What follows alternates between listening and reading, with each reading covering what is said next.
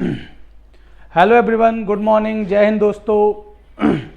आज हम उपस्थित हैं आपके सामने आरबी के प्लेटफॉर्म पे सितंबर 2023 का इम्पोर्टेंट करंट अफेयर्स लेके, जो एग्ज़ाम के पॉइंट ऑफ व्यू से भी बहुत इंपॉर्टेंट होगा, क्योंकि रिसेंटली बहुत सारे एग्जाम्स आने वाले हैं। सीजीएल का मेंस होने वाला है, फिर सीजीएल का प्रीलिम्स आगे आने वाला है ना, और दिल्ली पुलिस का कांस्टेबल का एग्ज़ाम आने वाला है। तो बहुत सारे एग्जाम्स के लिए बहुत इंपॉर्टेंट करंट अफेयर है इस मंथ की, और जो सबसे ज़्यादा इंपॉर्टेंट क्वेश्चंस होंगे, टॉप 100 क्वेश्चंस को हम डिस्कस करेंगे इसमें। तो बिना किसी देरी के हम स्टार्ट करते हैं इस मंथ की इंपॉर्टेंट करंट अफेयर्स को, और उससे जुड़े हुए इंपॉर्टेंट चीज़ों को भी हम देखते चलेंगे। उससे जुड़े हुए जो भी टॉपिक्स होंगे उनको भी हम इंपॉर्टेंट चीज़ों को साथ ही साथ देखते चलेंगे। ये हमारा आरबी का यूट्यूब चैनल है, जिसको आप सब्सक्राइब कर सकते हैं और अपनी पढ़ाई को और धारदार बना सकते हैं, तेजी से एग्जाम की ओर, एग्जाम क्रैक करने की ओर बढ़ सकते हैं। ये हमारे current affairs and static GK के कोर्सेज हैं। ये हमारी फ्री प्लेलिस्ट हैं जो आप सभी के लिए यूट्यूब पर उपलब्ध हैं फ्री ऑफ कॉस्ट। ये हमारा टेस्ट सीरीज है, केवल 149 रुपये में टेस्ट सीरीज है, एसएससी सीजीएल 2023 का टीयर 2 का टेस्ट सीरीज। सीजीएल और सीएचएसएल के लिए भी हमारा जो प्लेटफॉर्म है, वहाँ पे आपको, हमारे ऐप पे आपको टेस्ट सीरीज प्राप्त हो सकती हैं। ऑफिसर्स बैच चल रहा है, जिसमें all subjects, maths, reasoning, English, GS, GK as well as current affairs, आपको सारी चीज़ें बहुत कम, बहुत मिनिमम कॉस्ट में आपको मिल जाएंगी यहाँ पे।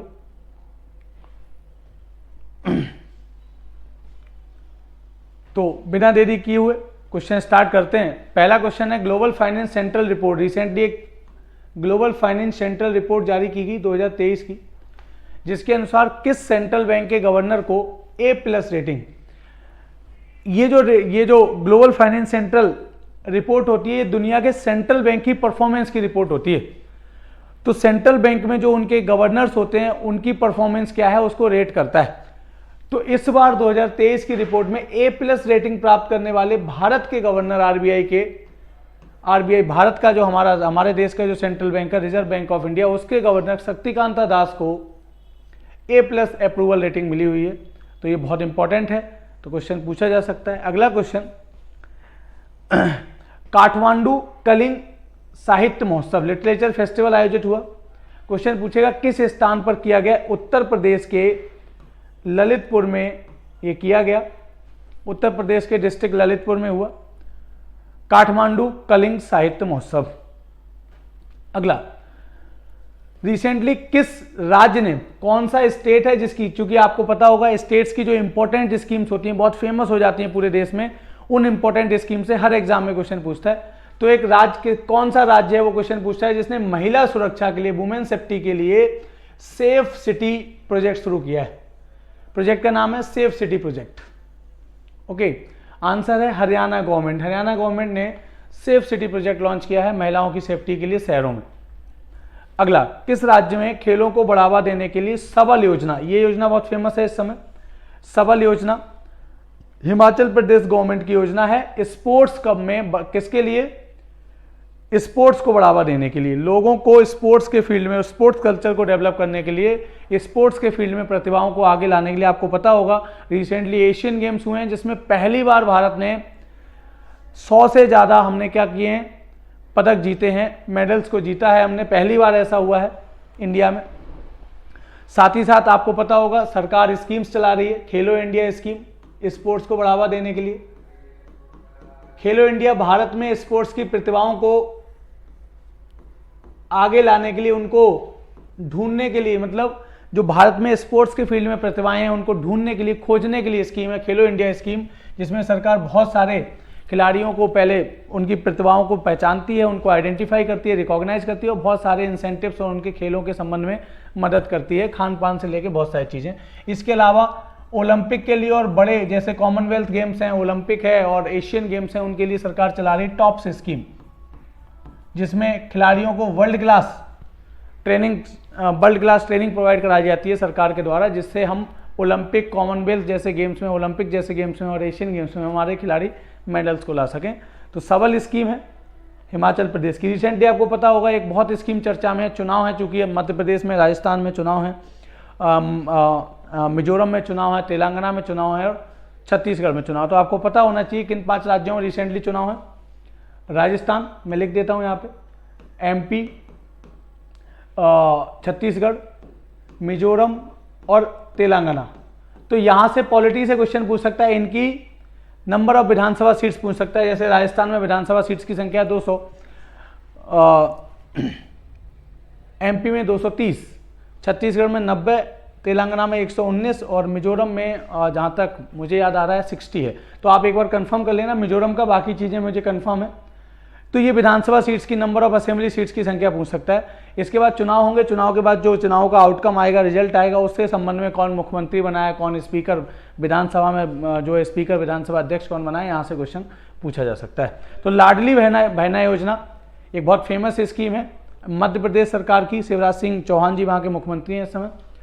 उनकी एक बहुत फेमस स्कीम है। महिलाओं को हर महीने 1250 रुपये दे रही सरकार, और उन्होंने अनाउंस किया है चुनाव जीतने के बाद, चुनाव के बाद वो उसको बढ़ा के 3000 रुपये कर देंगे, हर महीने महिलाओं को मिलेंगे। मध्य प्रदेश सरकार की लाडली बहना योजना जो बहुत फेमस है, इस समय बहुत चर्चाओं में, वुमेन इकोनॉमिक एम्पावरमेंट के लिए। हाल ही में भारत ड्रोन शक्ति कॉन्फ्रेंस, ओके, भारत ड्रोन शक्ति कॉन्फ्रेंस 2023 कहाँ आयोजित की गई? गाजियाबाद में। भारत में ड्रोन टेक्नोलॉजी को बढ़ावा देने के लिए, भारत की ड्रोन टेक्नोलॉजी के फील्ड में पावर्स, उसकी कैपेसिटी को दिखाने के लिए, प्रदर्शन करने के लिए, साथ ही साथ भारत में ड्रोन स्टार्टअप और इनोवेशन कल्चर को बढ़ावा देने के लिए। अगला, क्लीन एयर सर्वेक्षण हर साल निकाला जाता है, क्योंकि सरकार ने एक प्रोग्राम लॉन्च किया था, आपको पता होगा, clean air program. Clean air program का पर्पस था भारत में शहरों को क्या कराना, उनकी हवा को वायु प्रदूषण से मुक्त कर देना, एयर पॉल्यूशन को मुक्त करना। तो इसके अंतर्गत क्लीन एयर प्रोग्राम सर्वे जारी किया जाता है, निकाला जाता है। क्लीन एयर सर्वे में शहरों को देखा जाता है किसमें सबसे कम प्रदूषण है, किसमें सबसे ज़्यादा प्रदूषण है। तो सबसे कम प्रदूषण मतलब पहली रैंक प्राप्त करने वाला क्लीन एयर सर्वे में कौन है? इंदौर। तो इंदौर सबसे कम वायु प्रदूषित शहर है, और आपको पता है इंदौर लगातार स्वच्छता सर्वेक्षण में भी पहले नंबर पे आता रहा है। और इंदौर खाने के लिए बहुत फेमस है। इंदौर फेमस है भारत में, पूरे भारत में फेमस है उसके खान जो भोजन के व्यंजन है उनके लिए। भारत का पहला भूमिगत ट्रांसफर, आपको ट्रांसफार्मर देखे होंगे आपने, इलेक्ट्रिसिटी पावर सप्लाई के ट्रांसफार्मर्स आपको ऊपर खंबे पे होंगे, लेकिन पहला अंडरग्राउंड ट्रांसफार्मर स्थापित किया गया। कहां स्थापित किया गया? कर्नाटका की कैपिटल बेंगलुरु में। क्लियर? ये भारत का पहला अंडरग्राउंड ट्रांसफार्मर होगा बिजली के लिए। One sun one world one grid, वे नहीं है यहां पे, करेक्ट करना, one grid. One sun one world one grid सम्मेलन कहां पे आयोजित किया गया? न्यू दिल्ली में। One sun one world one grid conference. Clear है? नेक्स्ट, किस भारतीय रेलवे को आईजीबीसी द्वारा ग्रीन रेलवे सर्टिफिकेट, मतलब ग्रीन रेलवे का मतलब है वो स्टेशन जो होगा वो ग्रीन एनर्जी से ऑपरेटेड होगा, वहां पे कार्बन इमिशन नहीं होगा, कार्बन उत्सर्जन नहीं होगा, सोलर एनर्जी का यूज किया जा रहा होगा, ग्रीन एनर्जी का यूज किया जा रहा होगा। तो आईजीबीसी द्वारा भारत का पहला स्टेशन है जिसे ग्रीन रेलवे सर्टिफिकेशन दिया गया है, विजयवाड़ा रेलवे स्टेशन, आंध्र प्रदेश। कहां पर है? Vijayawada railway station, Andhra Pradesh. और इनके आंध्र प्रदेश के सीएम का नाम है जगन मोहन रेड्डी जी। ओके, उनकी पार्टी का नाम है वाईएसआर कांग्रेस। किस देश ने 30 सितंबर को सनातन धर्म दिवस घोषित किया है? विच कंट्री है डिक्लेयर 3 सितंबर को सनातन धर्म डे घोषित किया है 3 सितंबर को। और ये वर्ल्ड फेमस इसलिए क्योंकि अमेरिका में सनातन धर्म दिवस घोषित किया गया 3 सितंबर को, अमेरिका की सरकार ने।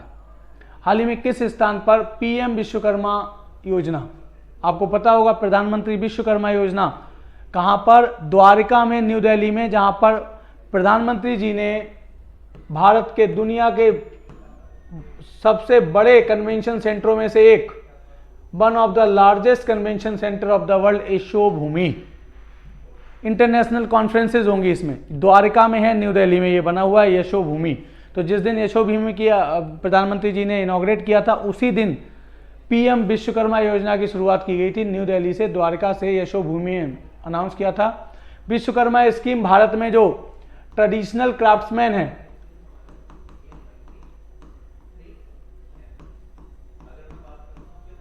ट्रेडिशनल क्राफ्ट्समैन है, जो पारंपरिक बुनकर्स हैं भारत में, क्लियर है, जैसे बढ़ई है, कारपेंटर्स हैं, जैसे मिट्टी के बर्तन बनाने वाले लोग हैं, सिलाई कताई करने वाले लोग हैं, मतलब जो ट्रेडिशनल बुनकर्स जिसके कहते हैं, क्राफ्ट्समैन कहते हैं, उनकी स्किल डेवलपमेंट को सरकार बढ़ावा देगी। उनको सब्सिडी के साथ, इंटरेस्ट बहुत कम इंटरेस्ट के साथ उनको लोन प्रोवाइड कराएगी, उन्हें वित्तीय सहायता देगी, फाइनेंशियल असेसमेंट देगी, असिस्टेंस देगी, और साथ ही साथ उनका टेक्नोलॉजिकल डेवलपमेंट और स्किल डेवलपमेंट करेगी, जिससे वो अपनी आजीविका को बढ़ा सकें, स्किल्ड हो सकें और अच्छे प्रोडक्ट बना सकें और सोशल मीडिया के जरिए फेमस हो सकें और उनके प्रोडक्ट्स वर्ल्ड वाइड फेमस होके वो भारत की इकोनॉमी में तेजी से कंट्रीब्यूट कर सके। इसके लिए लॉन्च की गई प्रधानमंत्री विश्वकर्मा योजना, और ये योजना अनाउंस कब की गई थी? बजट 2023-24, इस साल के बजट में इस योजना को लॉन्च किया गया था।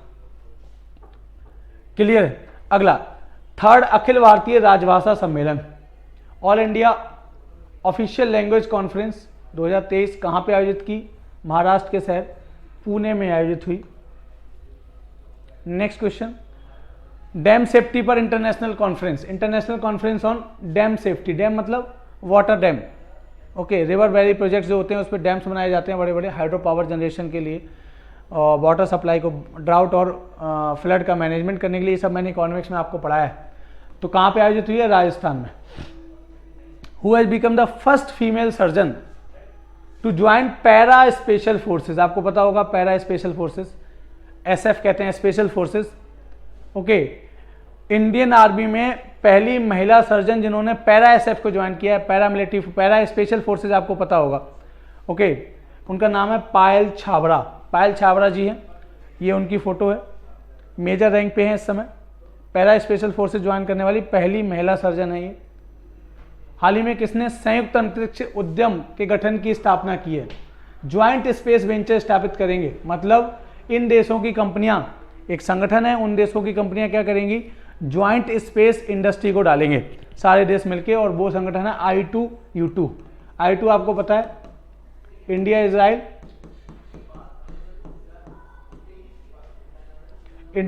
और U2 का मतलब है UAE एंड USA। ये 4 देश हैं जिन्होंने 2021 में इस संगठन को बनाया था, I2U2। Who is the author of the book tales from the home end of wedges and wiggles? ये बहुत इंपॉर्टेंट बुक है, चर्चा में है, नाम है Vijay Raghavan.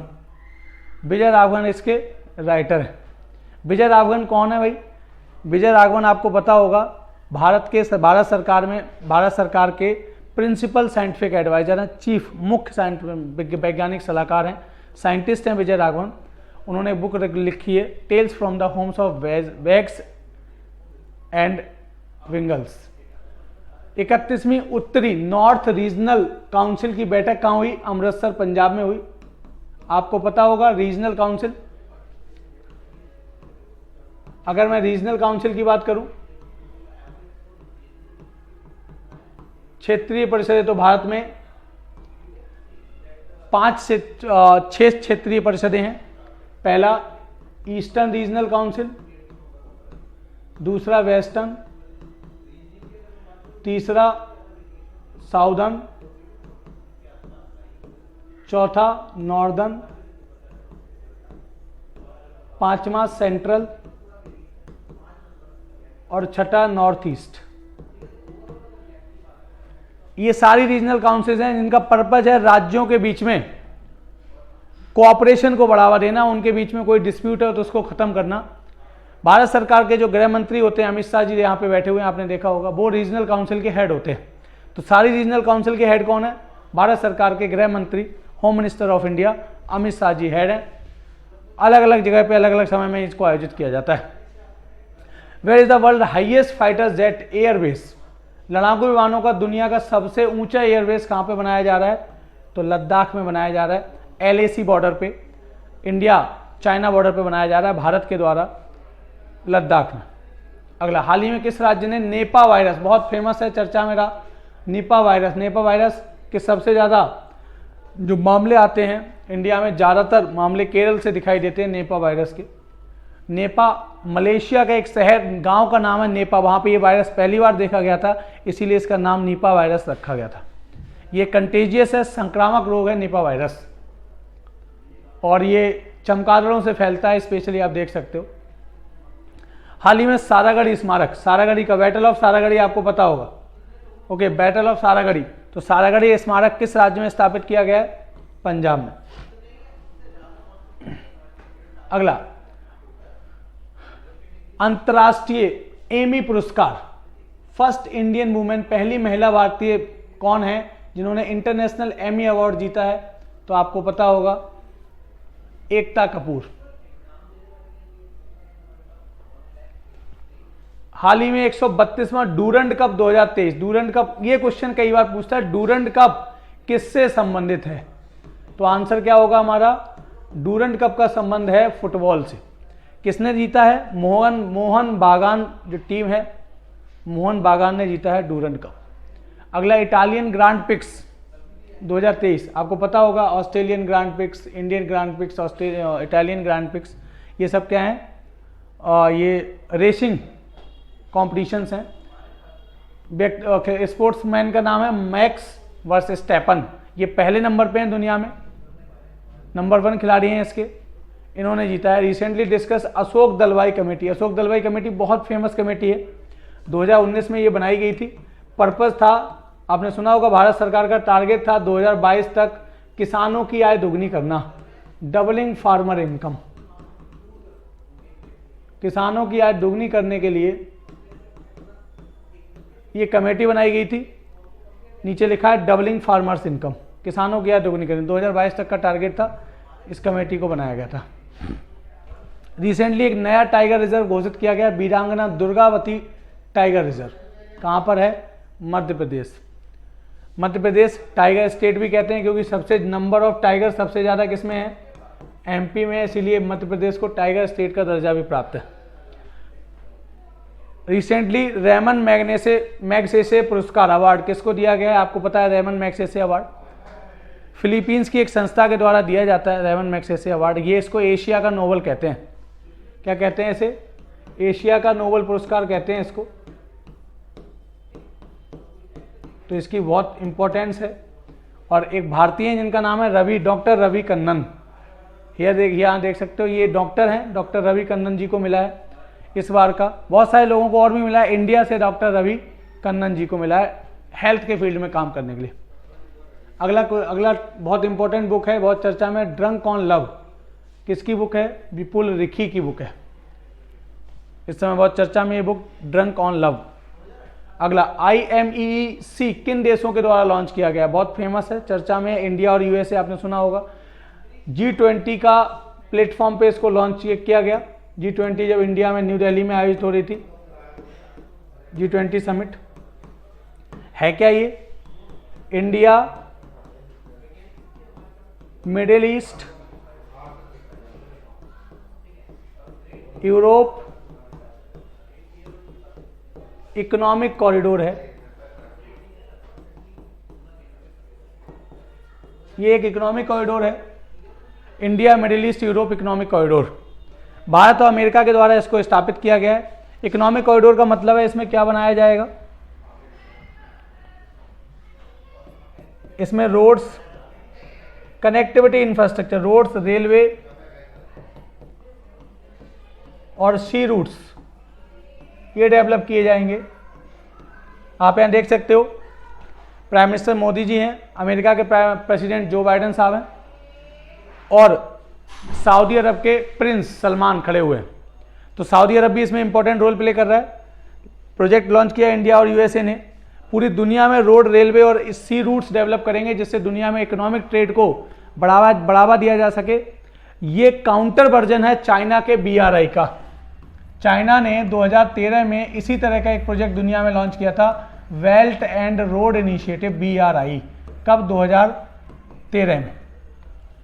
Belt and road initiative, जिसका पहले नाम था OBOR, one belt one road initiative.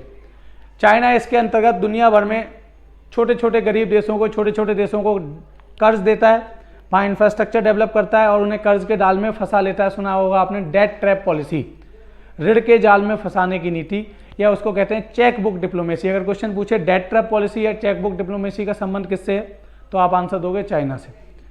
तो ये प्रोजेक्ट है। चाइना की क्रेडिबिलिटी खत्म होती जा रही है दुनिया से, सारी दुनिया के छोटे देश डरे हुए हैं चाइना से, वो समझते हैं कि चाइना अपने कर्ज के जाल में फंसा के कब्जा करने की कोशिश करता है। तो चाइना को काउंटर करने के लिए अमेरिका और इंडिया ने मिलकर एक नया कॉरिडोर लॉन्च किया है जिसका नाम है IMEEC। अगर मैं बात करूं इसकी ये कहां से जाएगा, तो अगर मैं इसकी बात करूं IMEEC की,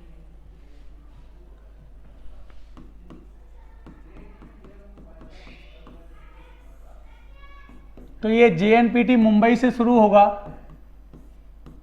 ये भी क्वेश्चन पूछ सकता है कहां कहां से जाएगा ये। यहां से UAE पहुंचेगा अरब देशों में, फिर वहां से सऊदी अरब जाएगा, सऊदी अरब का सबसे लास्ट में एक पोर्ट है जेद्दा, वहां तक जाएगा।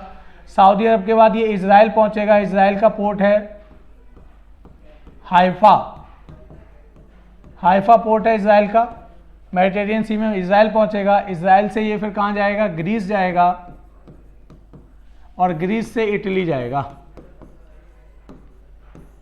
ये प्रोजेक्ट है IMEEC। तो ये काउंटर वर्जन है इंडिया और अमेरिका का चाइना के BRI प्रोजेक्ट का। अगला, हाल ही में किस कंपनी को 13th महारत्ना कंपनी का दर्जा दिया गया है, oil India limited. Maharatna Bharat सरकार के सबसे लार्जेस्ट PSUs होते हैं। भारत सरकार अपनी सरकारी कंपनियों को 3 पार्ट में डिवाइड कर देती है। जो सबसे ज़्यादा प्रॉफिटेबल सबसे बड़ी सरकारी कंपनियां उनको महारत्ना, उसके बाद नवरत्ना, और उससे छोटी मिनी रत्ना। ये भारत की टॉप 3 लेयर्स की कंपनियां हैं। तो महारत्ना में लगभग 13 कंपनियां आ चुकी हैं, नवरत्ना में 15 से 16 कंपनियां हैं, और मिनी रत्ना में 60 से ज़्यादा कंपनियां हैं। भारत सरकार की सरकारी कंपनियां हैं। जैसे और कंपनियां महारत्ना में आपको नाम गिना सकता हूं, सुना होगा आपने, rail, GAIL, SAIL, coal India limited, NTPC, IOCL, BPCL, HPCL, power grid corporation, rural electrification corporation, power finance corporation. Okay, ये सारी कंपनियां क्या हैं, भारत सरकार की महारत्ना कंपनियों में आती हैं। और उन्हीं में 13वीं कंपनी बनी है कौन, ऑयल इंडिया लिमिटेड। तो मैंने बहुत सारी कंपनियों के नाम बोल दिया, आप गूगल करोगे 13 कंपनियां कौन कौन सी हैं, वो सारे नाम आ जाएंगे, उनको लिख लेना। ये कई बार क्वेश्चन पूछा गया, इनमें से कौन भारत सरकार की महारत्ना कंपनी है।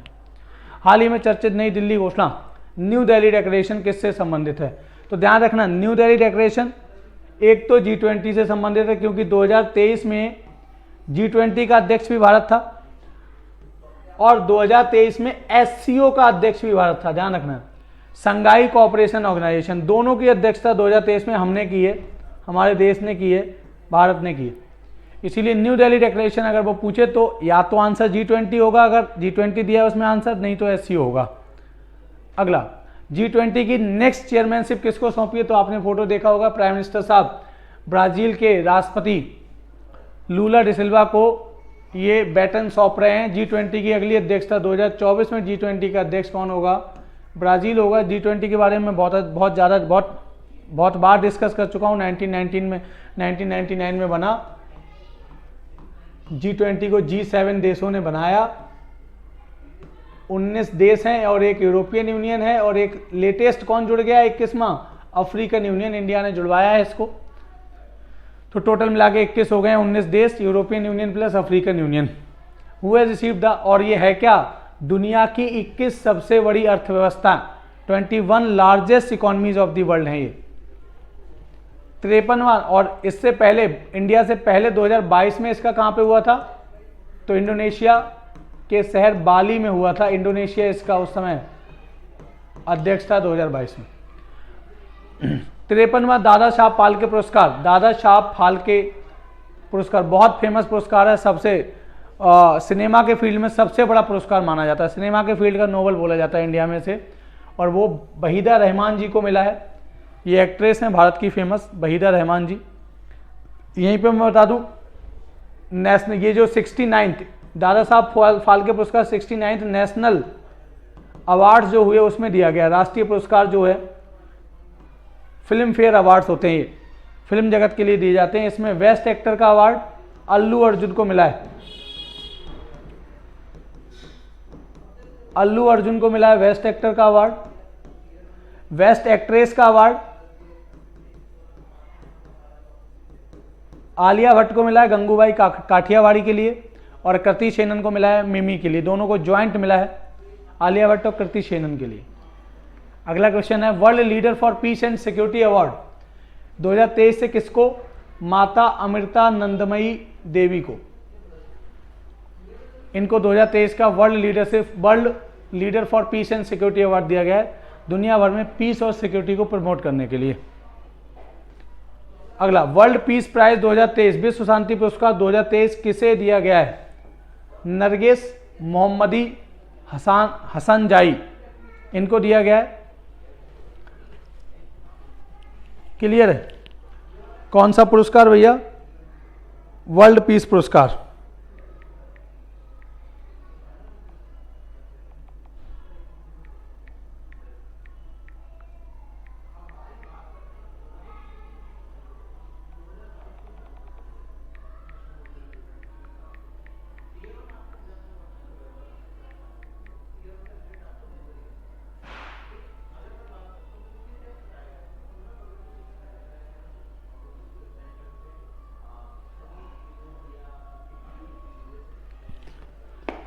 और ये नरगिस मोहम्मदी हसनजाई हैं कौन? ये ईरान की महिला एक्टिविस्ट हैं और वहाँ पे महिला कार्यकर्ता हैं जो महिलाओं के राइट्स के लिए लड़ रही हैं। क्लियर है? तो महिलाओं के राइट्स के लिए लड़ने की वजह से इनको क्या दिया गया है? वर्ल्ड पीस प्राइज 2023 दिया गया है।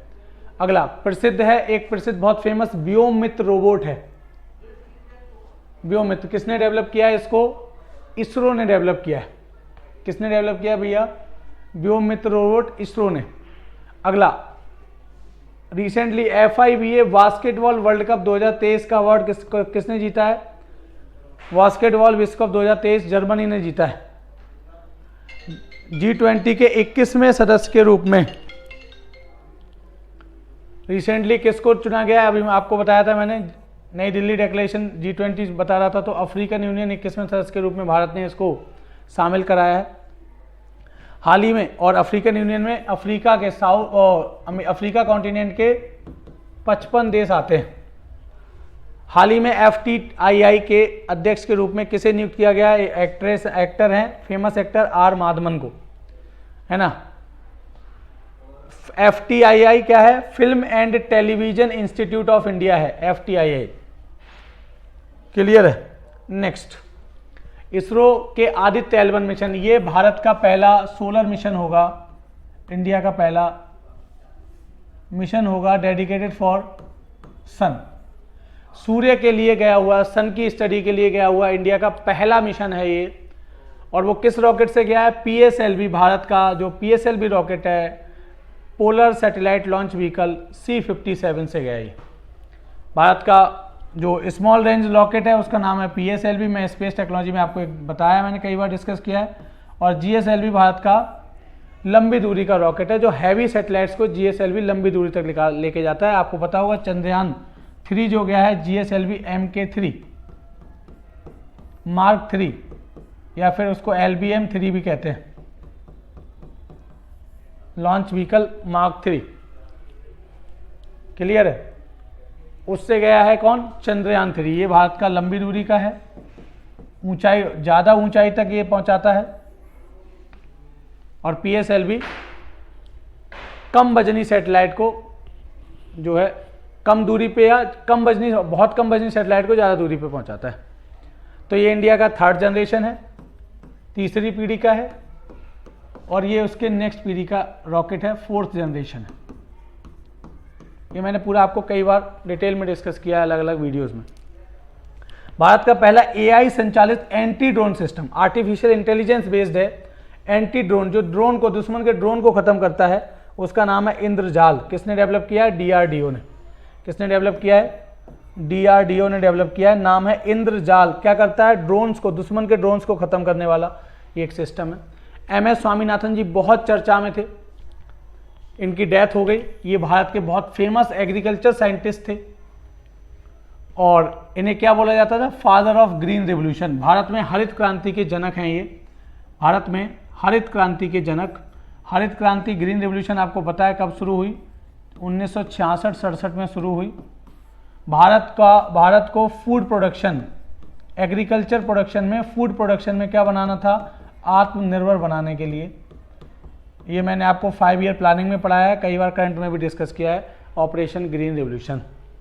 MS स्वामीनाथन जी भारत के महान एग्रीकल्चर साइंटिस्ट, और इनकी अध्यक्षता में 2005 में नेशनल फार्मर्स कमीशन भी बना था, जिसने पहली बार कहा था कि किसानों को 1.5 गुना MSP, लागत का, इनपुट कॉस्ट का 1.5 गुना MSP होना चाहिए। मतलब अगर 100 रुपये किसान के लग रहे हैं तो सरकार MSP कितना दे, 150 रुपये दे। और मोदी जी ने 2019 में ये कर दिया। अब किसानों को जो MSP होता है वो 1.5 गुना मिलता है 2019 से, मोदी जी ने अनाउंस किया। नेशनल फार्मर्स कमीशन, राष्ट्रीय किसान आयोग 2005 में बना, इन्हीं की अध्यक्षता में बना था। तो रिसेंटली इनकी डेथ हो गई इसलिए चर्चा में थे। Which state has launch India first AI school, Bharat का पहला आर्टिफिशियल इंटेलिजेंस बेस्ड स्कूल। ऐसा स्कूल जहां रोबोट्स पढ़ाएंगे, जहां आर्टिफिशियल इंटेलिजेंस बेस्ड होगा, जो वो केरला में शुरू किया गया है। क्लियर है, कहां शुरू किया गया है भैया, केरला में शुरू किया गया। हाल ही में भारत ने किस देश से C-295 ट्रांसपोर्ट एयरक्राफ्ट खरीदा। बहुत बड़े एयरक्राफ्ट होते हैं जो ट्रांसपोर्टेशन के काम आते हैं, माल ढुलाई के काम आते हैं। सेनाओं के पास बहुत बड़े बड़े जो होते हैं एयरक्राफ्ट होते हैं, स्पेन से खरीदा है। आपने सुना होगा एयरबस कंपनी, तो स्पेन से हमने खरीदा है। ये ट्रांसपोर्ट एयरक्राफ्ट है। ये नवरत्ना, हाल ही में रिसेंटली किस कंपनी को, नवरत्ना कंपनी का। तो मिनी रत्ना से नवरत्ना बनती है, नवरत्ना से महारत्ना बनती है। तो नवरत्ना कंपनी में अभी चर्चा कर रहा था, नाम है RCF, राष्ट्रीय केमिकल्स एंड फर्टिलाइजर्स। इसको नवरत्ना कंपनी का स्टेटस दिया गया है। अगला क्वेश्चन, एक राष्ट्र एक चुनाव, बहुत फेमस इस समय चर्चा में, वन नेशन वन इलेक्शन। प्रधानमंत्री जी कई बार अपने स्पीच में कह चुके हैं कि देश में डेवलपमेंट के प्रोसेस को बढ़ावा देने के लिए, और बार बार चुनाव से जो डेवलपमेंट का प्रोसेस रुकता है बार बार, और साथ ही साथ पैसे की बहुत ज़्यादा रिसोर्सेज की बर्बादी होती है बार बार चुनाव में, उसको रोकने के लिए एक देश एक चुनाव। आपको पता होगा इंडिया में 1967 तक एक देश एक चुनाव ही होता था। मतलब लोकसभा और विधानसभाओं के चुनाव, स्टेट असेंबली के चुनाव एक साथ होते थे।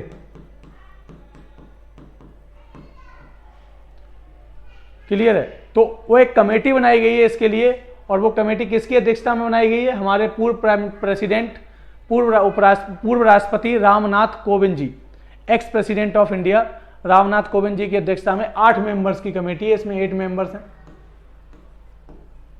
और उसके अध्यक्ष हैं रामनाथ कोविंद जी। अगला, रिसेंटली मालिनी राजुरकर जो जिनका निधन हो गया, वो किस क्षेत्र से संबंधित थी, हिंदुस्तानी क्लासिकल म्यूजिक। आपको पता है म्यूजिक की क्लासिकल म्यूजिक 2 पार्ट्स हैं इंडिया में, 2 विधाएं मिलेंगी आपको, 2 फॉर्म मिलेंगी, एक हिंदुस्तानी और एक Carnatic. Carnatic classical music and Hindustani classical music. आप आर्ट एंड कल्चर में ये चीज पढ़ते हैं। हाल ही में रिसेंटली वार्क क्या है, Bhabha atomic research center, BARC Trombay Maharashtra में है, मुंबई के पास। उसका डायरेक्टर किसे बनाया है, भारत के फेमस साइंटिस्ट विवेक भसीन को बनाया गया है बार्क का डायरेक्टर। भारत में एटॉमिक रिसर्च में सबसे बड़ा इंस्टीट्यूट है ये, परमाणु ऊर्जा के जो है क्षेत्र, परमाणु research and R&D, nuclear R&D में, एटॉमिक R&D में सबसे बड़ा इंस्टीट्यूट है भारत का ये। हाल ही में किस एजेंसी ने Osiris REX space mission launch किया है, नासा ने लॉन्च किया है ओसिरिस REX मिशन। नेक्स्ट, भारतीय रेलवे बोर्ड की पहली महिला अध्यक्ष कौन बनी है। आपको पता होगा रेलवे के मामले में डिसीजन लेने वाला सबसे हाईएस्ट डिसीजन मेकिंग बॉडी होती है, उसके ऊपर मिनिस्ट्री होती है। क्लियर, मिनिस्ट्री से पहले जो बोर्ड होता है, जो मिनिस्ट्री के अंडर में काम करने वाला सबसे हायर बोर्ड होता है, उसकी पहली महिला चेयरमैन बनाई गई है Jaya Verma Sinha. Indian railway service की अधिकारी हैं जया वर्मा सिन्हा। US ओपन 2023 का युगल का खिताब किसने दिया है, पुरुष युगल, मिक्स्ड जो है, पुरुष युगल मतलब मिक्स्ड होंगे लेकिन मेल मिक्स्ड जो युगल प्रतियोगिता होती है उसमें राजीव राम और जोए सैलिसबरी। आपने सुना होगा US open, okay, grand slam, Australian open, Wimbledon, ये 4 होते हैं और इनका ऑर्डर भी पूछ लिया जाता है। अगला, मास्टर कार्ड के नए अध्यक्ष के रूप में किसे नियुक्त किया गया है? कंपनी का नाम है मास्टर कार्ड इंडिया, बहुत फेमस है कंपनी, रजनीश कुमार को किया गया है। नेक्स्ट, अगली स्कीम है बहुत फेमस, गृह आधार स्कीम। किस राज्य ने शुरू की है? गोवा ने। गृह आधार स्कीम, ये गोवा के चीफ मिनिस्टर के फोटो लगा हुआ है, प्रमोद सावंत जी हैं, बीजेपी की गवर्नमेंट है गोवा में। तो गोवा ने गृह आधार स्कीम शुरू की है। 14वां विश्व कौशल सम्मेलन 2023, 14th ग्लोबल स्किल समिट 2023 कहाँ आयोजित हुई? न्यू दिल्ली में। तो भारत में जितने भी इंटरनेशनल इवेंट्स हुए हैं, इंटरनेशनल कॉन्फ्रेंसेज हुई हैं, वो बहुत इंपॉर्टेंट होती हैं। अगला, एक त्योहार बहुत फेमस फेस्टिवल है नुआखाई ज्वार। नुआखाई ज्वार एक हार्वेस्टिंग फेस्टिवल है, ध्यान रखना। ये कैसा है? हार्वेस्टिंग है, कृषि से संबंधित है, फसल कटाई से संबंधित है। ये हार्वेस्टिंग फेस्टिवल है। नुआखाई ज्वार कहाँ का? उड़ीसा का है। नेक्स्ट, भारत ऊर्जा शिखर सम्मेलन 2023। अगला फिर से इंडिया एनर्जी समिट 2023 कहाँ पे आयोजित हुआ? न्यू दिल्ली में। अगला क्वेश्चन है, which state started one district one force policy? आपने सुना होगा one district one product. Bharat के हर जिले को मैन्युफैक्चरिंग हब बनाने के लिए ये one district one product scheme आई कहां से है? जापान से। जापान में सबसे पहले ये कॉन्सेप्ट आया था वन डिस्ट्रिक्ट वन प्रोडक्ट, मतलब एक डिस्ट्रिक्ट को एक प्रोडक्ट से जोड़ दो और वहां पे उस क्षेत्र से संबंधित उस प्रोडक्ट के मैन्युफैक्चरिंग से संबंधित इंडस्ट्रियलाइजेशन कर दो। तो भारत सरकार ने अडॉप्ट की one district one product scheme, एक जिला एक उत्पाद योजना। जैसे सुना होगा आपने अलीगढ़ के ताले, जैसे सुना होगा मेरठ में क्रिकेट इंडस्ट्री, मेरठ के बल्ले, जैसे सुना होगा बनारस की साड़ियां। क्लियर है? तो ऐसे हर डिस्ट्रिक्ट भारत में कुछ ना कुछ अपनी इंडस्ट्रियल स्पेशलाइजेशन के लिए फेमस है। तो उसी से संबंधित इंडस्ट्री को उस डिस्ट्रिक्ट में क्या कर दो? डेवलप कर दो। तो हर डिस्ट्रिक्ट एक इंडस्ट्रियलाइजेशन का हब बन जाएगा और भारत दुनिया में सबसे बड़ा मैन्युफैक्चरिंग हब बन जाएगा। इस पर्पज के लिए सरकार ने लॉन्च किया है वन डिस्ट्रिक्ट वन प्रोडक्ट योजना। जापान से ये मॉडल आया है। वन डिस्ट्रिक्ट वन प्रोडक्ट योजना के अंतर्गत ही जो प्रोडक्ट बनाए जा रहे हैं, जो प्रोडक्ट लोकल, जो डोमेस्टिक स्वदेशी प्रोडक्ट हैं, वोकल फॉर लोकल सुना होगा आपने कि भाई आवाज उठाओ, उनकी आवाज बनो, लोकल्स की, अपने स्थानीय अपने स्वदेशी की आवाज बनो। विदेशी प्रोडक्ट को मत खरीदो, स्वदेशी प्रोडक्ट को खरीदो, जिससे देश को फायदा हो, उसकी इकोनॉमी को फायदा हो। तो सरकार क्या कर रही है? इसी के अंतर्गत आपने सुना होगा एक स्कीम लॉन्च की है सरकार ने, यूनिटी मॉल। सरकार यूनिटी मॉल बना रही है। यूनिटी मॉल होंगे क्या? ये ऐसे मॉल्स होंगे जहां पे भारत के स्वदेशी traditional one district one product जैसे उत्पाद बिकेंगे। तो आपको भारत के ट्रेडिशनल स्वदेशी वन डिस्ट्रिक्ट वन प्रोडक्ट जैसे उत्पाद खरीदने हैं तो आपको यूनिटी मॉल्स में जाना पड़ेगा। इस साल के बजट में सरकार ने अनाउंस किया है कि हम देश भर की सारे राज्यों की राजधानियों में पहले क्या खोलेंगे? यूनिटी मॉल्स, और फिर देश भर के बड़े बड़े शहरों में यूनिटी मॉल्स खोलेंगे। और यूनिटी मॉल किससे संबंधित होंगे? One district one product scheme से जुड़े हुए प्रोडक्ट से। मतलब भारत का स्वदेशी, भारत के ट्रेडिशनल प्रोडक्ट्स को बढ़ावा देना है भारत, जिससे भारत को मैन्युफैक्चरिंग इंडस्ट्रियल हब बनाना है दुनिया में, और हमें दुनिया की सबसे बड़ी इकोनॉमी बनाना है, चाइना अमेरिका दोनों को पीछे छोड़ते हुए। तो ये योजना है वन डिस्ट्रिक्ट वन प्रोडक्ट। इसी पे बेस्ड योजना है सिक्योरिटी से संबंधित क्या? One district one force policy. एक डिस्ट्रिक्ट में एक प्रकार की फोर्स पॉलिसी हो, वहां पे उस डिस्ट्रिक्ट की सिक्योरिटी चिंताओं को, कंसर्न्स को, सुरक्षा चिंताओं को ध्यान में रखते हुए फोर्सेस तैयार करना। और वो किसने तैयार किया है? मणिपुर ने तैयार किया है, मणिपुर स्टेट ने तैयार किया है one district one force policy को। अगला, हाल ही में किस देश ने इस्लामिक बैंकिंग शुरू करने की घोषणा की है? आपको पता है रसिया यूक्रेन वार के बाद रसिया पे क्या लगे हुए हैं? सैंक्शंस लगे हुए, प्रतिबंध लगे हुए। रसिया ने इस्लामिक बैंकिंग शुरू किया। ये क्वेश्चन कई बार पूछा जा चुका है। इस्लामिक बैंकिंग आपको पता होगा, इस्लामिक बैंकिंग में इंटरेस्ट नहीं लिया जा सकता, इंटरेस्ट नहीं होता है, ब्याज आधारित नहीं होती है इस्लामिक बैंक। तो ये क्वेश्चन कई बार पूछा गया है, इंटरव्यू में कई बार पूछा जा चुका है। फिर इस्लामिक बैंकिंग में प्रॉफिट किससे कमाया जाता है? तो इस्लामिक बैंकिंग में प्रोडक्ट की सेल और परचेज से कमाया जाता है। क्लियर है? तो इस्लामिक बैंकिंग में प्रॉफिट प्रोडक्ट की सेल और परचेज से कमाते हैं। यहाँ पे इंटरेस्ट का कोई मॉडल नहीं होता है, ब्याज का कोई मॉडल नहीं होता है इस्लामिक बैंकिंग में।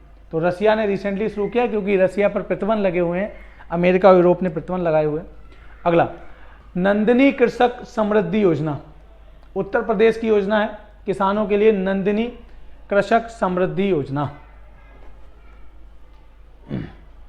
एशिया का सबसे बड़ा कन्वेंशन एंड एक्सपो सेंटर, मैंने पहले बताया इंडिया में द्वारका, दिल्ली, न्यू दिल्ली एशिया का सबसे बड़ा है, दुनिया के सबसे बड़ों में से एक है, वन ऑफ द लार्जेस्ट है ऑफ द वर्ल्ड है, नाम है यशोभूमि। ये देखो, ये भारत का, ये विकसित भारत का प्रतीक है, ये बढ़ते हुए भारत का प्रतीक है, ये सुपर पावर होते हुए भारत का प्रतीक है। एशिया का सबसे बड़ा कन्वेंशन और एक्सपो सेंटर हमने डेवलप किया है, प्रधानमंत्री जी ने, मतलब सरकार ने डेवलप किया है, प्रधानमंत्री जी की लीडरशिप में, मोदी जी की। और इसी तरीके का हमने एक दूसरा इंफ्रास्ट्रक्चर तैयार किया है, क्या, प्रगति मैदान में भारत मंडपम, जिसमें G20 को सेलिब्रेट किया गया था, इनॉग्रेट किया गया था, ऑर्गेनाइज किया गया था वहां पे, भारत मंडपम। तो भारत के दो वर्ल्ड क्लास इंफ्रास्ट्रक्चर इस समय दिल्ली में बने हैं, बहुत रिसेंटली बने हैं, यशोभूमि और भारत मंडपम। इंडिया क्लब, हाल ही में चर्चा में रहा, इंडिया क्लब कहाँ पे है, इंग्लैंड में है। इंडिया क्लब भारत में जो अंग्रेजों के टाइम में भारत, अंग्रेजों के देश में अंग्रेजों से लड़ने का एक केंद्र था इंडिया क्लब, तो बहुत चर्चा में है, कहाँ है, इंग्लैंड में। तो भारत के जो हमारे क्रांतिकारी थे, स्वतंत्रता संग्राम के फाइटर्स थे, फ्रीडम जो है फाइटर्स थे, वो अंग्रेजों से, उनके देश में भी वहाँ से अपनी गतिविधियों को ऑपरेट करते थे, अपने देश को, हमारे देश को आज़ादी दिलाने के लिए। तो भारत में, इंग्लैंड में भारत को आज़ाद कराने के लिए, ये भारत के फ्रीडम फाइटर्स के लिए केंद्र था, सेंटर था इंडिया क्लब, जो कहाँ पे, इंग्लैंड में। अगला, हाल ही में किस रेलवे स्टेशन का नाम बदलकर कैप्टन तुषार महाजन रेलवे स्टेशन कर दिया गया है? उधमपुर, पंजाब में उधमपुर रेलवे स्टेशन का नाम बदल दिया गया है और उसका नाम कर दिया गया है कैप्टन तुषार महाजन स्टेशन। हाल ही में international tennis hall of fame में शामिल पहला व्यक्ति कौन बने हैं? भारत के फेमस टेनिस खिलाड़ी लिएंडर पेस बने हैं, जिन्हें international tennis hall of fame में शामिल किया गया है। टेनिस की फील्ड में सबसे बड़ी उपलब्धि है, सबसे बड़ा स्टेटस है। पीआईबी के नए प्रेस इंफॉर्मेशन ब्यूरो, आपको पता होगा, भारत सरकार के डिसीजंस को, योजनाओं को प्रिंट करने वाली, छापने वाली, लोगों तक पहुंचाने वाली संस्था पीआईबी, प्रेस इंफॉर्मेशन ब्यूरो। इसके नए प्रमुख के रूप में मनीष देसाई जी को अपॉइंट किया गया है। संयुक्त राष्ट्र द्वारा जारी जेंडर स्नैपशॉट 2023 में लैंगिक समानता कब तक प्राप्त होगी करने का लक्ष्य है 2023 तक। अगला, statue of oneness. Statue of oneness कहां बनाई जा रही है? स्टैचू ऑफ वननेस कहां पे? मध्य प्रदेश में बनाई जा रही है स्टैचू ऑफ वननेस। आपने सुना होगा statue of unity, Kevadia, Gujarat, Narmada नदी के किनारे, है ना, सरदार पटेल जी की मूर्ति लगाई गई है स्टैचू ऑफ यूनिटी में। ऐसे ही स्टैचू ऑफ वननेस बनाया जा रहा है।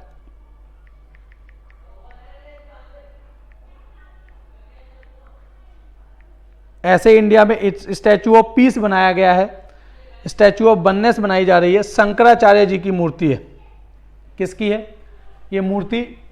किसकी है? शंकराचार्य जी की,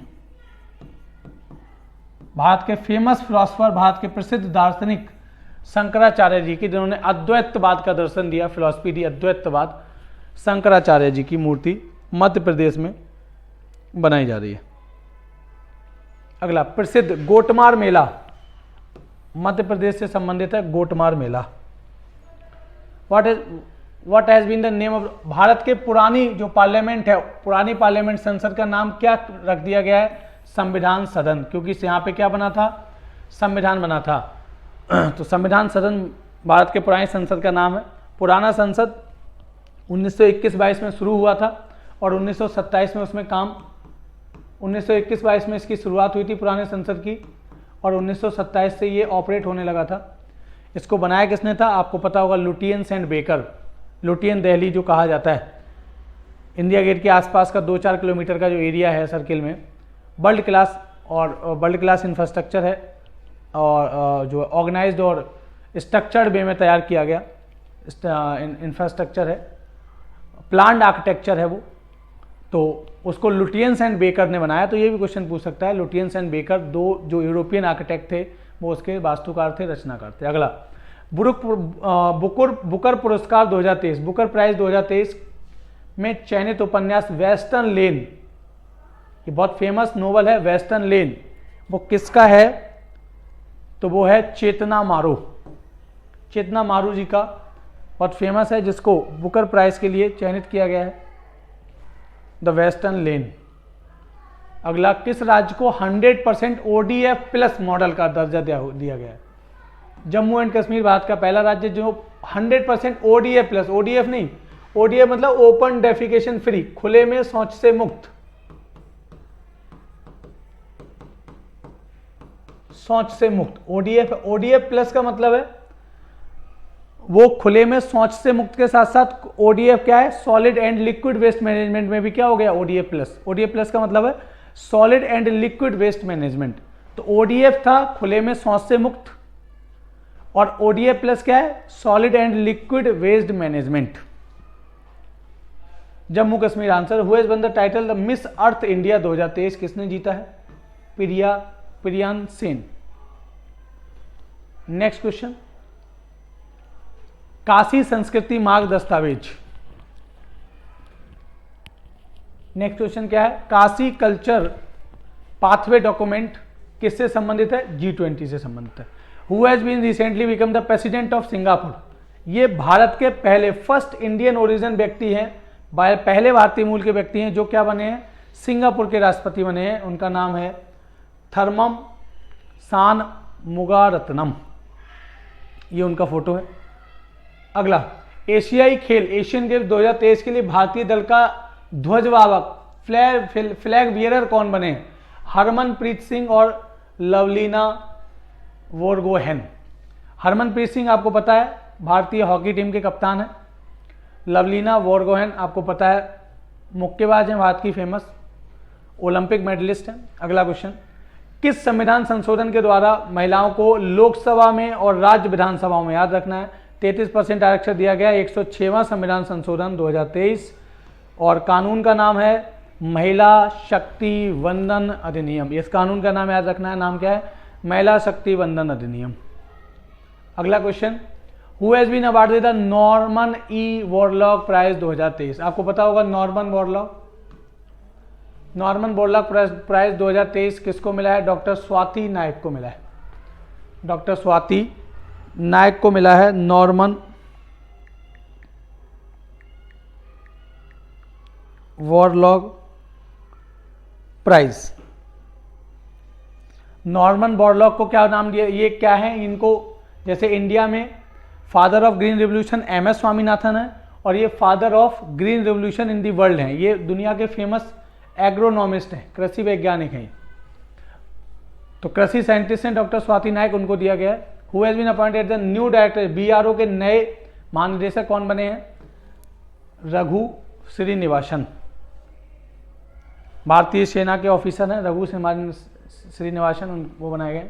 चोकुआ चावल, फेमस चावल है चोकुआ राइस, इसको GI टैग मिला है। GI में कई बार डिस्कस चुका हूँ। IPR है, जैसे पेटेंट है, जैसे कॉपीराइट है, वैसे ही GI है। ओके, जोग्राफिकल इंडिकेटर आसाम को मिला है, जैसे बनारस की साड़ी एक GI टैग प्राप्त एक क्या है, प्रोडक्ट है।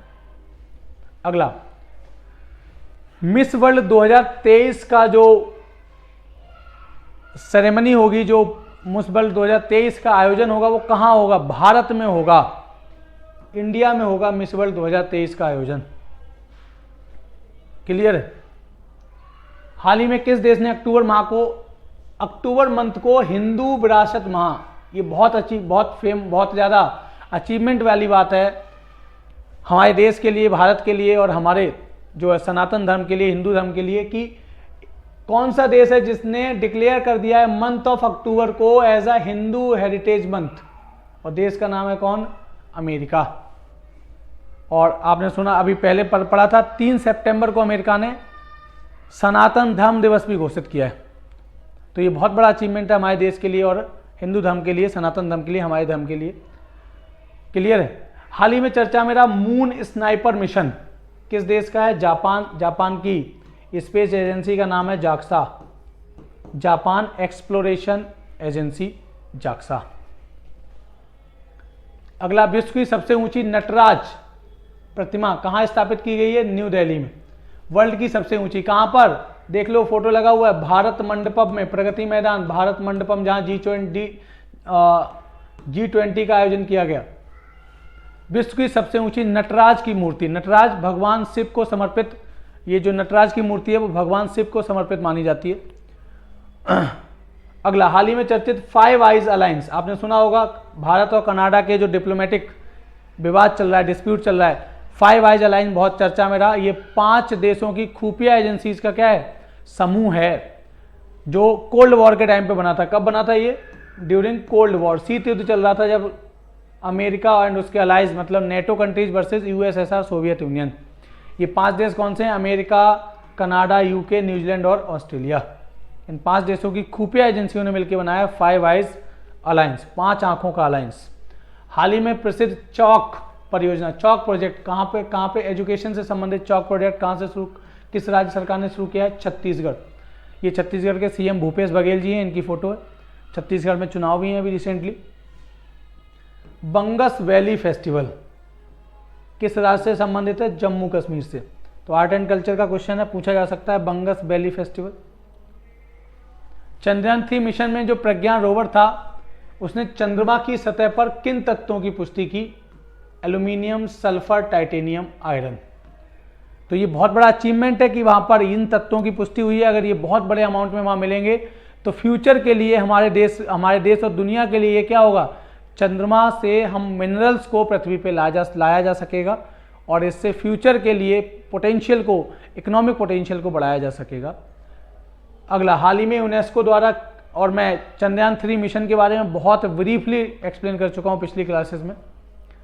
यूनेस्को द्वारा किसे भारत का 42वां विश्व धरोहर स्थल, भारत की world heritage site Holi temple of Hoysala, Karnataka में होयसल में के जो पवित्र मंदिर हैं उन्हें 42वां यूनेस्को वर्ल्ड हेरिटेज साइट घोषित किया गया। भारत का पहली वर्ल्ड हेरिटेज साइट कौन सी है, ताजमहल है, और इस समय 42 हो चुकी हैं। देश का पहला सौर ऊर्जा शहर, सोलर सिटी, भारत की पहली सोलर सिटी जो पूरी तरीके से सोलर एनर्जी बेस्ड होगी, ऑपरेटेड होगी। आंसर है सांची। सांची के स्तूपाज बहुत फेमस हैं, बौद्ध धर्म से संबंधित। सांची कहां पर है, मध्य प्रदेश में। Who is the author of the book fire the Ganges life among the dead in Banaras, Radhika Iyengar. ये फेमस पुस्तक है राधिका आयंगर जी की। टाइम्स वर्ल्ड यूनिवर्सिटी रैंकिंग 2024 में पहला स्थान ऑक्सफोर्ड यूनिवर्सिटी को मिला है। पहला स्थान कहाँ किसको मिला है, ऑक्सफोर्ड यूनिवर्सिटी, इंग्लैंड।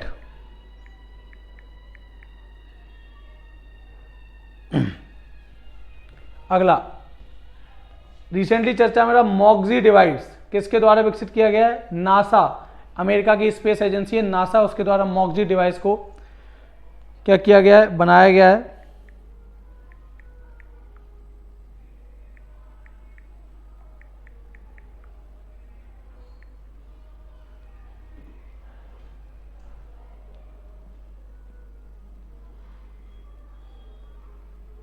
करेगा क्या ये मंगल की, ये वैसा डिवाइस है जो मंगल की सतह पर, मार्स की जो मंगल की सतह पर, जो अमेरिका ने अपना मंगल की सतह पर जो अपना मिशन भेजा हुआ है, मार्स की सतह पर ये ऑक्सीजन का प्रोडक्शन करेगा, ऑक्सीजन का उत्पादन करेगा, जिससे फ्यूचर में जिससे मंगल पर मानव मिशन भेजना आसान हो जाएगा। तो मॉक्सी जो है डिवाइस क्या करेगा, मार्स पर ऑक्सीजन के प्रोडक्शन को बढ़ावा देगा। इसकी फुल फॉर्म है Mars oxygen in situ resource utilisation experiment. अगला, एशिया कप 2023 किसने जीता, आपको पता है, भारत ने जीता है श्रीलंका को हराकर। Who has been appointed as the executive director of ED, आपको पता होगा भारत में मनी लॉन्ड्रिंग, काले धन को रोकने के लिए और ऐसे क्रिमिनल एक्टिविटीज को पकड़ने के लिए जो भारत की सबसे लीडिंग एजेंसी है, मिनिस्ट्री ऑफ फाइनेंस के अंदर काम करती है, वित्त मंत्रालय के अंतर्गत ईडी। राहुल नवीन जी को जो आईआरएस ऑफिसर है उनको बनाया गया। साउथ ईस्ट एशिया की पहली हाई स्पीड रेल बूश किस देश ने लॉन्च की है, इंडोनेशिया ने। हाई स्पीड रेल मतलब बुलेट ट्रेन, उसका नाम है क्या, वूश। साउथ ईस्ट एशिया में जो देश आते हैं उनका नाम है आसियान कंट्रीज, कई बार डिस्कस कर चुका हूं मैं। 10 देश हैं, association of south east Asian Nations, Myanmar, Laos, Cambodia, Vietnam, Thailand, Indonesia, Malaysia, Singapore, Philippines and Brunei. तो ये हमारा सितंबर मंथ का इंपॉर्टेंट करंट अफेयर्स था, जिसमें हमने लगभग 93 क्वेश्चंस के साथ साथ लगभग कुछ अलग अदर इंपॉर्टेंट फैक्ट्स को डिस्कस किया। यहां से ज़्यादा क्वेश्चंस बनने की संभावना है अगले फ्यूचर एग्जाम्स के लिए। तो आई होप कि आपको एक एक चीज़ क्लियर हो गई होगी और मज़ा आया होगा और क्वेश्चंस बहुत अच्छे लगे होंगे। तो यहाँ पे हम अपनी क्लास को ख़त्म करते हैं करंट अफेयर्स की आज। जय हिंद, जय भारत।